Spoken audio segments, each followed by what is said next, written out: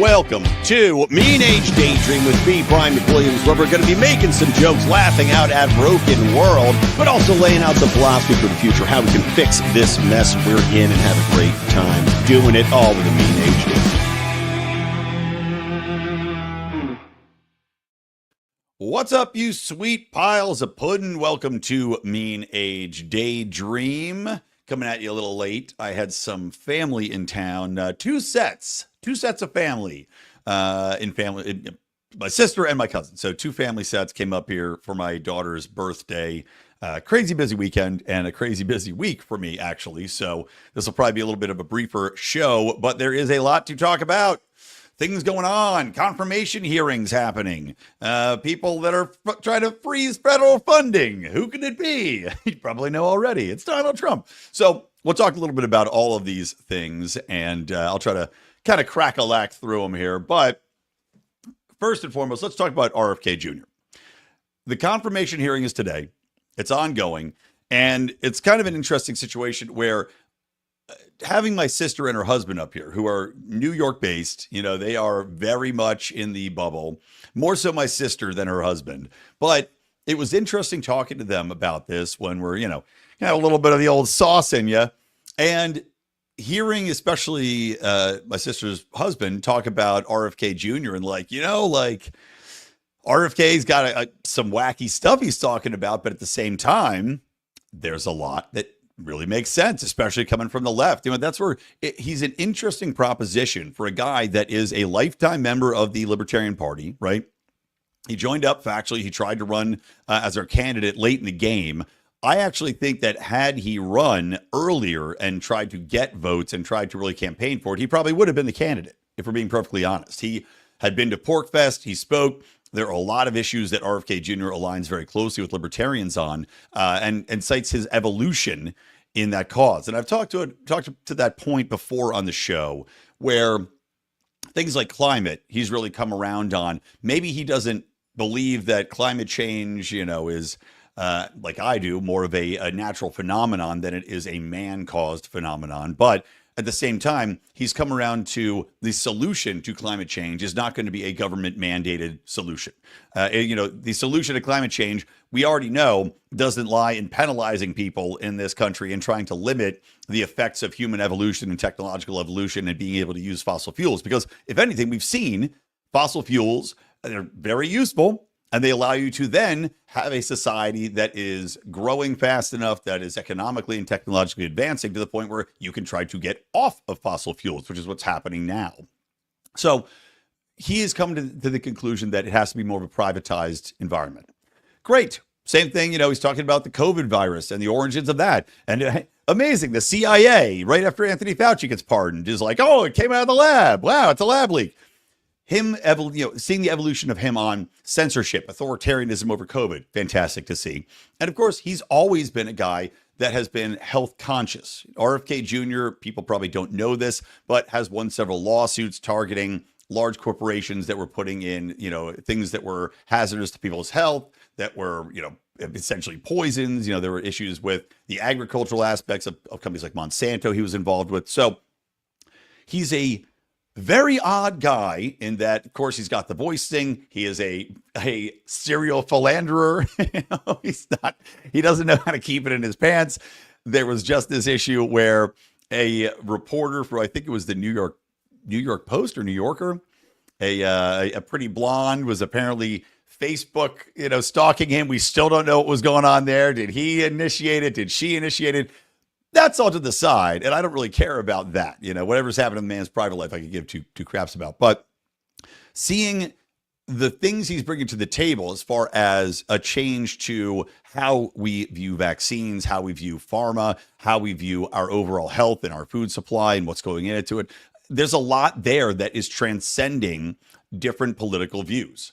And like I said, talking to my family about this, it was very interesting to see. So it's going to be fascinating to see during this confirmation hearings if that can break through. Is he going to get Democrat support? He came from the left. They might view him as a traitor. I don't know. But I think there's a good amount of people that are in that Democrat Senate, that are going to, or the Democrat Congress, that are going to say, he used to be one of us. He still is in many ways one of us. And what he's talking about gets to the basics of health.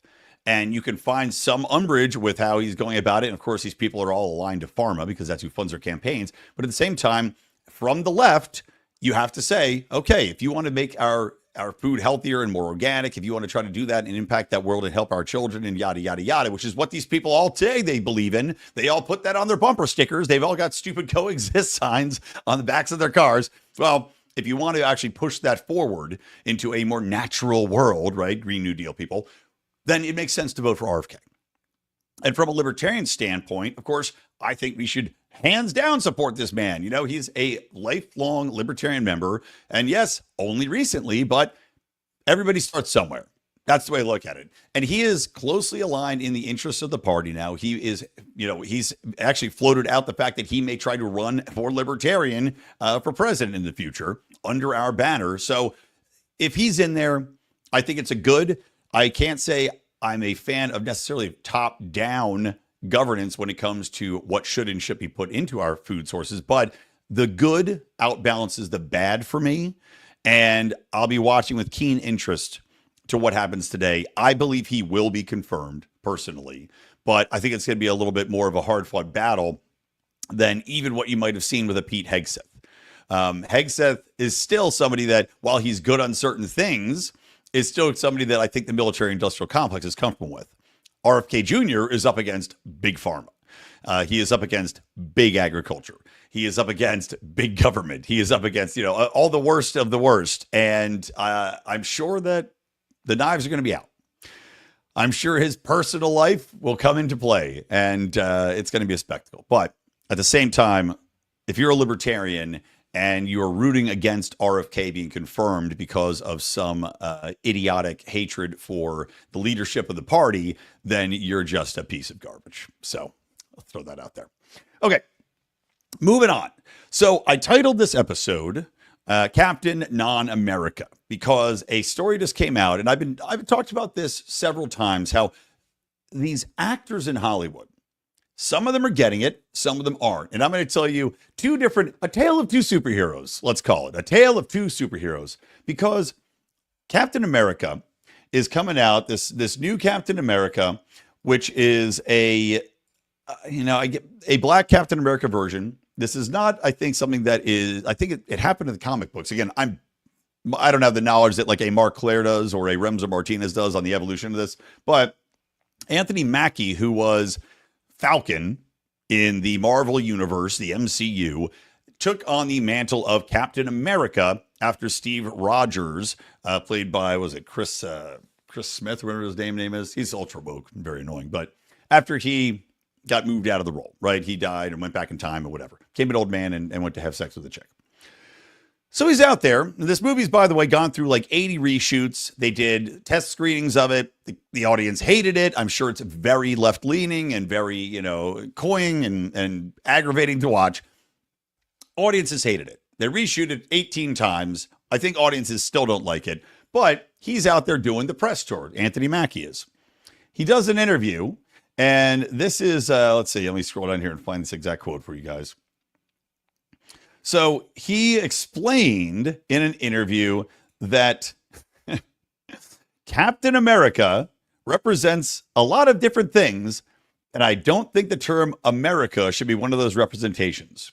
It's about a man who keeps his word, who has honor, dignity, and integrity. Now, I'm going to try to steelman this because I think that there's a chance this is getting taken out of context slightly. And I think that he's saying that, you know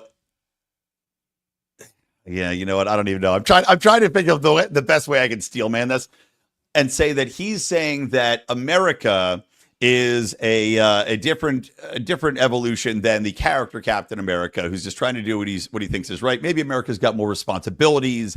Maybe America is more than one man, right? That's the best I can think of to try to defend this before I rip into him for what he's saying here. On the counterpoint side of things, similar to what happened with Snow White, which is another one that's dead on arrival, right? The new Snow White with Rachel Ziegler. or Ziegler, went out there and crapped on Trumpers and crapped on America and crapped on, saying that's a patriarchy and all this, and just the worst of the woke left bullshit is what she spews. And, out there saying that, well, the prince, they're going to say by the prince. So that movie's dead. This guy going out there and saying that the term America should not be represented in Captain America, and that a man keeps his word who has honor and dignity and integrity, and that's not America. I mean, I don't know what you're thinking. You haven't gotten the memo that America has changed, that people want to be prideful in their culture, in their nation, in their merit. And look, I'm the first one to tell you America ain't all that in so far as how our leaders run it. America as a concept is fantastic. America and what it was founded on is incredible. A small nation, well, not that small when it was created, but a nation of free men and women, free to trade, free to grow, free to have economics, but keeping themselves out of foreign affairs, right? Keep yourself out of foreign entanglements is one of the basic tenets of America. And now that's been thrown to the wind. So I get that. And that aspect of it, yeah. America makes deals and funds arms to both sides of wars all the time, like the old Habsburgs used to do, right? We're funding ISIS, and we're fighting the rebels, and we're funding these guys, and we're fighting the Rwandan tribes. And who aren't we funding? But at the same time, as the world is turning and as America is experiencing a phase shift where we're not going to be self-loathing anymore like the Democrats and like these woke activists want us to be, where we believe that racism around every corner. And I'm sure that Anthony Mackie, who, by the way, is a black Captain America making multiple millions of dollars. So, a hard life. I'm sure Anthony Mackie believes that we still live in a racist world and that the response to Black Captain America is purely racism driven and not that people are sick of this crap. But at the same time, you cannot say America is a place that doesn't have dignity, honor, or integrity in our culture today. This is dead on arrival. You can't remove Captain America and start to say you take America out of America. It's just fundamentally an idiotic thing to say. And it almost makes me wonder if he is trying to tank this movie. Why would you say that otherwise? You're in a movie. I got to think you get something on the back end, do you not? I mean, that's usually how these deals work out now. You get a piece of the pie. What are you doing, man? Everyone is going to hate you and this movie. Now, on the flip side to that, there's a new Spider-Man cartoon which is coming out, and let me try to find this real quick so I can bring up this kid's name, because I give this kid all the credit in the world. So there's a guy named Hudson Thames, or maybe it's Thames, I don't know, like the British like to say, and he is in the new Your Friendly Neighborhood Spider-Man, which is a cartoon. This guy's got basically no credits. He got cast in what's going to be, a life-changing show for him. And he did an interview with Collider.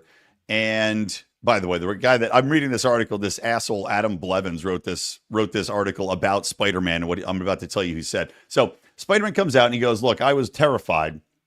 He goes, my biggest fear was that it was going to be annoying and woke. It wasn't. And I was like, yes, this is great. It's so well written. It feels real. I'm the oldest of five boys, so I feel like I know what's happening in their lives and in high school, and it felt like it was doing that justice. Great. But he's over the moon that it's not annoying and woke, because as we see, everything annoying and woke is dying.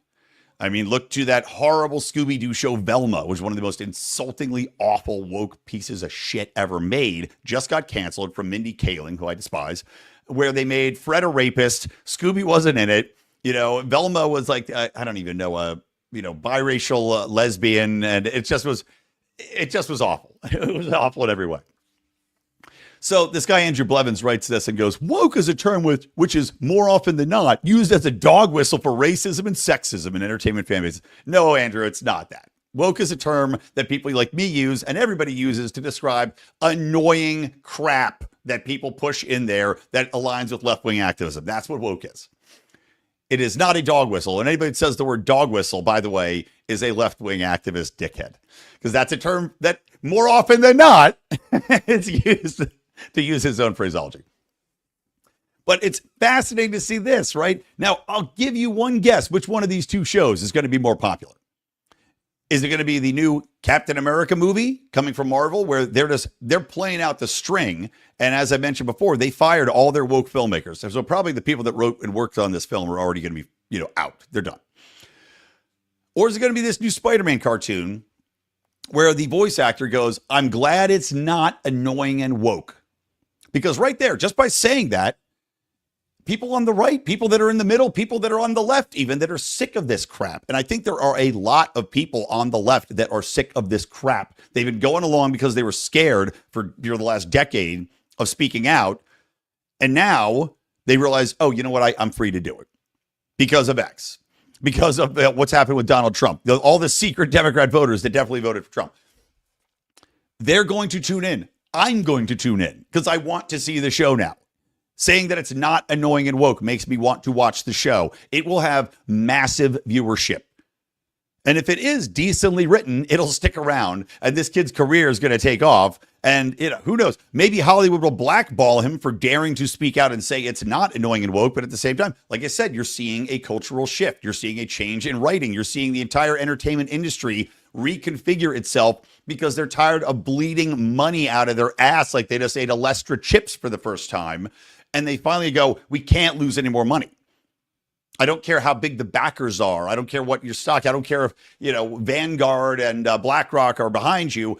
It's too late. And Vanguard, of course, pulled out of the, all that ESG crap. Anyway, so fascinating. I can't wait to check it out. Your friendly neighborhood Spider-Man. I'm going to have to watch it. Maybe we'll do it for the first episode podcast. Check out the first episode. Okay, well, let's move on to even more annoying wokeism, and then we'll get through and talk a little bit about Trump's funding freeze. And then I'm trying to think if I want to. I'm not going to talk about it one more issue. I'm going to wait another week to do that. So we have to wait for what's going on inside the party, Libertarian Party. So, like I was saying, it's shocking when people can't read the room. That Anthony Mackie can't read the room. And Ben and Jerry's apparently also can't read the room. They are doing their damnedest to get the Bud Light treatment, and I think they're very much going to succeed. Let me play you a video. This was shared by Tim Young, but it's kind of been all over the place. And this is Ben and Jerry's official. It's got like just this one video on TikTok from Ben and Jerry's has 400,000 views, and probably vastly more than that for repurposed remixed versions of it. But here you go. This is the I believe the CEO talking. Stick to ice cream. Not gonna lie, we get this one a lot. Yeah, we're in the ice cream business, but we've always been about much more than just ice cream. We use our power, our privilege, our platform, and our relationship with our fans to advocate for progressive social change. Progressive social change. Just know right off the bat, they want to tell you they are progressives. They want progressive social change, and you can eat a fat dick if you don't like it. By the way, I like that this prick is walking down in the whatever weird Ben and Jerry's cloud store, holding a teeny tiny latte, a teeny tiny espresso shot. He's like, we want to use our power and our privilege as he sips a tiny espresso shot, like the true uber elite douche that he is, because these are always uber elite douches that advocate for these far left social policies that are so disconnected from reality and from the common man and from the impact of these policies that they don't have to worry about it, right? It's always that way, which is, again, you want to know why Kamala Harris lost. All of her policies were aligned with this crap, and most of Americans are like, we are feeling the pain here. Okay, keep going, guy. Tell us more. So no, we're not just going to stick to ice cream. And we're never going to... And it's so condescending, too. So no, we're not just going to stick to ice cream. God, what an asshole. Stop trying to dismantle white supremacy, end the climate crisis, or fight for our democracy. And no, we're not going to stop fighting laws that restrict trans rights, ban books, and roll back abortion protection. Yeah, so there you go. Okay, so remember, guys, we live in a patriarchy and a white supremacist society, even though we know that we actually don't do that, and most people acknowledge that fact. Ben & Jerry's wants you to know that when you're eating your chocolate chunk, every chocolate chunk you eat is embracing, white supremacy. You need to think about that. You think about your actions. Are you eating black people directly? Is it like the body of Christ? Are you eating the chocolate body of Christ? You supremacist? And of course, even though one of the reasons Kamala Harris lost, again, is leaning into trans stuff, trans rights. Trans rights are not under attack. trying to protect kids from what has become a social contagion, trying to protect and also, dismantle one of the greatest scandals in history, which we now know from all of the released documents of people lying to you about what the effects of giving hormones to your children are, what the effects of surgeries on your kids are, the fact that they don't look into any background illnesses, autism, body dysmorphic issues, bipolarism, depression, before they just start pumping your kids through of hormones and tell them that they're a different gender. Well, they want to protect that well, right? Ben and Jerry's wants to make sure that all of that crap stays in place. Never mind that it's going to be one of the greatest, I'm telling you, one of the greatest dark periods, one of the greatest dark spots in history, looking back at what's happened to these kids. Keep going, guy. Caring about that stuff, doing something about it, and supporting communities who've been directly impacted by it is part of our DNA, and it has been since we opened up our first scoop shop in Burlington, Vermont back in 1978.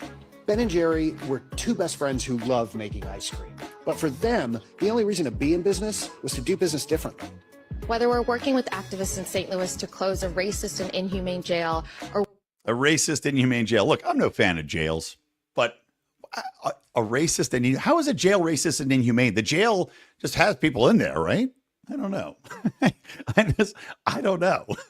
working to restore the right to vote for people who were formerly incarcerated in Florida, or turning up a delicious new flavor in support of refugee rights in the UK. Refugee rights in the UK. Now, let me clarify this as well. I'm not going to, I'll play the rest. This is like 30 seconds.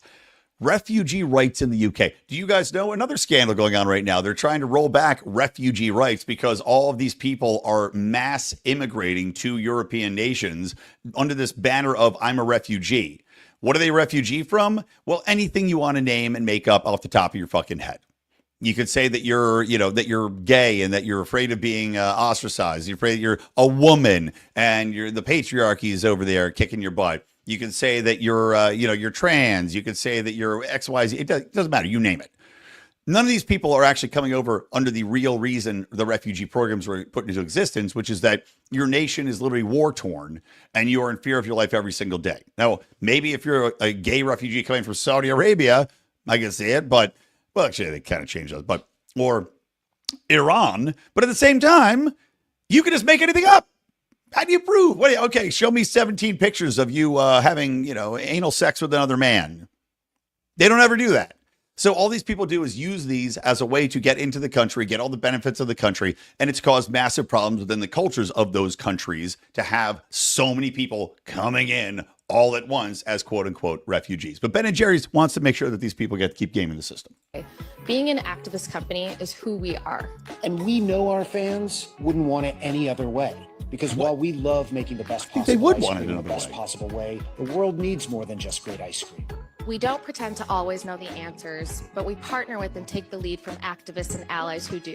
Let me name some of these activists and allies. Black voters matter, because apparently Ben & Jerry still believes that black people are disenfranchised from voting because they're too stupid to buy or to obtain IDs, right? Because that's the whole premise there. End qualified immunity. Okay, I'm okay with that one. Let's go. The cops should be held accountable. The ACLU, which is a joke now, complete left-wing joke. Again, ACLU advocates for putting men into women's prisons. And by the way, fascinating that we looked into, there's stats out there about all these violent, trans activists or trans people that are in prisons, and amazing how they end up in the women's prisons, and almost all of them end up rapists or violent against their cellmates, or they have to put condoms out because this female cellmates are getting pregnant. Incredible how these things work out. Anyway, keep going. And we hope you'll join us in taking action to support them. That's just who we are and who we've been for 45 years, and that's why we'll never. What obnoxious crap. They are going to lose so much money. So much money.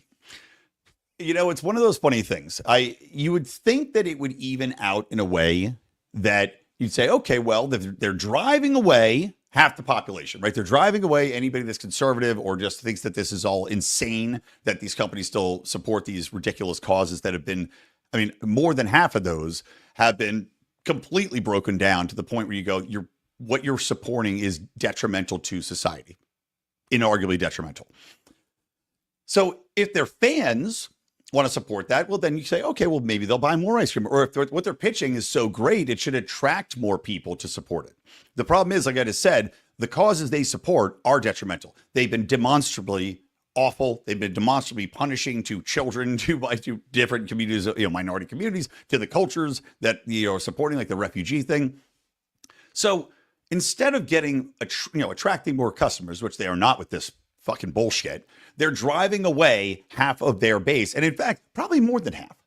If we're going to be perfectly honest, even though there was all those articles screaming about how right wingers were now getting into shape, and like that was like the alt-right thing, being in shape, because that's bad for you, according to liberal media and corporate media. I'm going to bet that there's more thin liberals than there are thin conservatives, right? Because, a lot of conservatives happen to be in the middle of the country, it's where it's cold, where there's long winters, where it's more like, comfort food areas. They probably eat more ice cream than your average, California leaning liberal.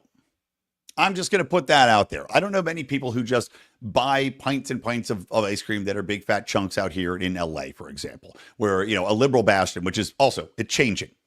LA is changing because people are sick of this crap and they know it's bullshit. So they're driving away most of their base, similar to Disney, right? A lot of your base was Midwesterners who went to Disney World and watched all the crap and, really big Disney fans. You're driving these people away with this bullshit messaging. Read the room. You should just stick to making ice cream. Or if you want to be active with it, do it quiet. How about that idea? Do it quiet. Just shut the fuck up about it, and people will still buy your ice cream. I'll tell you, after seeing that video, and look, I like some Ben & Jerry's ice cream. I've had it before. I ain't buying any more Ben & Jerry's ice cream.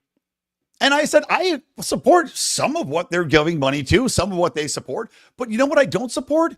Dickheads being condescending to me about how fucking cool and woke they are and how I can stick it up my ass if I don't like all the progressive bullshit causes they donate to. That is obnoxious. Obnoxious. Goodbye, Ben & Jerry's. I don't need you. There's a million other ice cream companies that are as good or better who don't rub in my face their bullshit views. So, bye-bye. Okay, let's wrap it up here. I'll get some more work done. So Trump's funding freeze is kind of interesting.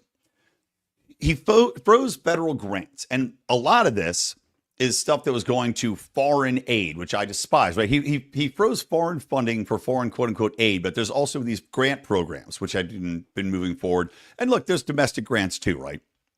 So the idea is to pause them so they can evaluate what's good, what's bad. And look, some of these grants I'm sure are going towards good causes. And look, there's going to be pain. Without a doubt, there's going to be pain from people that are affected by it. But so much of these are grift. So much of this is BS. So much of this is money that goes to, like, for example, in LA, I talk about the homeless problem here, the amount of money we spend on it. And all it does is make it worse. All it is, it's under the auspices of kindness and social change and helping these people. And really all it is inaccountability of people wasting money, getting rich off of it, building cottage industries off of this crap, and not actually helping the cause, making it worse in most situations.